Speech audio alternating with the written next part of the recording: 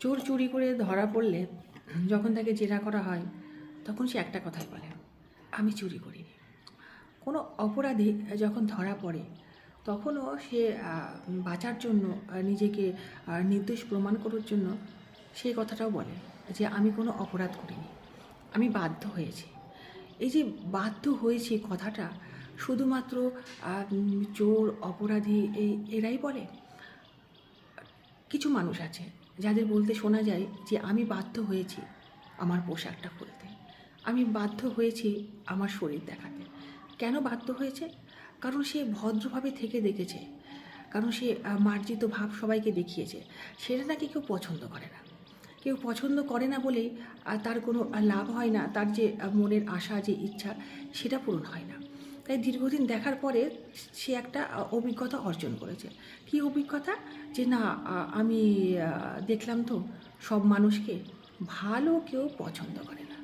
কোনো মানুষই ভদ্র সভ্য ঢাকা শরীর পছন্দ করে না। তো তারা যদি আমাকে পছন্দ না করে, আমাকে তো তাদের কথাই শুনতে হবে, কারণ সব মানুষই এরকমই চায়।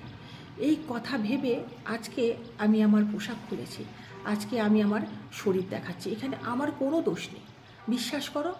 আমি কোনো ভুল করিনি, আমি কোনো অন্যায় করিনি, কারণ এখন সব মানুষ এরকমই চায়, এগুলোকেই চাই, একেই প্রাধান্য দেয়।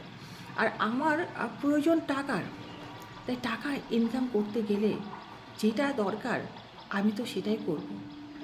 টাকা তো সব মানুষই রোজগার করতে চায় ভাই। তো আমি কোথায় অপরাধ করলাম?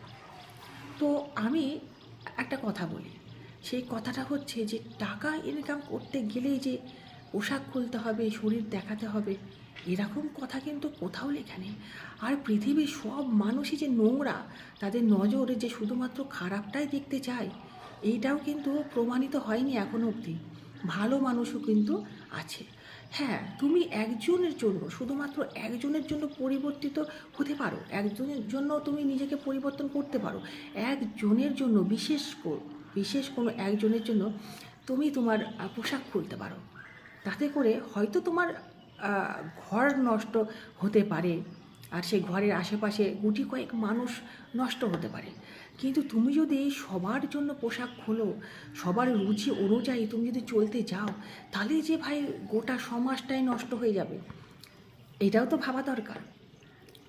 আমি যখন ভালো আছি তখন আমাকে কেউ ভালো বলছে না, আর আমি যখন খারাপ করব কিছু তখন সবাই আমাকে নিয়ে সমালোচনা করবে, কেন তুমি এটা করছো, কেন তুমি খারাপ করছো। তাহলে সেই মানুষগুলো কোথা থেকে আসলো? আমি যখন ভালো এই পোশাকটা পরে যখন আমি রয়েছি, আমাকে কেউ পছন্দ করলো না, ঠিক আছে, কিন্তু আমি যদি পোশাকটা খুলে এখানে আসি, তখন অনেক মানুষ আমাকে বলবে খারাপ খারাপ কথা। তাহলে তারা কোথার থেকে আসলো? এই যে খারাপ কথাগুলো যে বলছে, তার মধ্যে ভালো মানুষও আছে, খারাপ মানুষও আছে। খারাপ মানুষও কিন্তু খারাপটাকে খারাপই বলে, গুটি কয়েক হয়তো মানুষ হতে পারে। তাই মধ্যে কথা হলো সেটা হচ্ছে মানুষের নামে দোষ দিয়ে, পরিস্থিতির নামে বদনাম দিয়ে যদি এই সমস্ত খারাপ মনোবৃত্তি আমরা সবার সামনে তুলে ধরি, তাহলেই কিন্তু আমরা নির্দোষ হয়ে যাব না। তাহলে প্রমাণ হবে না যে আমি চরিত্রবান। আমি আমার পোশাক খুলেছি তাই কি আমার অনিচ্ছায় খুলেছি? আমি ভেতরে একজন সম্মানীয় ব্যক্তি, ভেতরে আমার পবিত্রতা আছে, ভেতরে আমার সব ঢাকা আছে, ওপরটা খুলেছি তাই কি? আমি তো মুখে বলছি যে আমি এরম ছিলাম না, আমি এরকম টাইপের নই, আমার নিজেরও খারাপ লাগে, কিন্তু বাধ্য হয়েছি। এই যে বাধ্য হয়ে যারা এগুলো করে আর এই সময়ের আর মানুষের নামে দোষ দেয়, আসলে ভেতরে ভেতরে তারা উলঙ্গ। ভেতরে যে ঢেকে আছে সে কখনো তার বাইরের আবরণটাকে সরায় না, আর ভেতরে যে উলঙ্গ আছে সে শুধুমাত্র সময়ের অপেক্ষায় থাকে, সুযোগের অপেক্ষায় থাকে এবং তার স্বার্থ পূরণের অপেক্ষায় থাকে।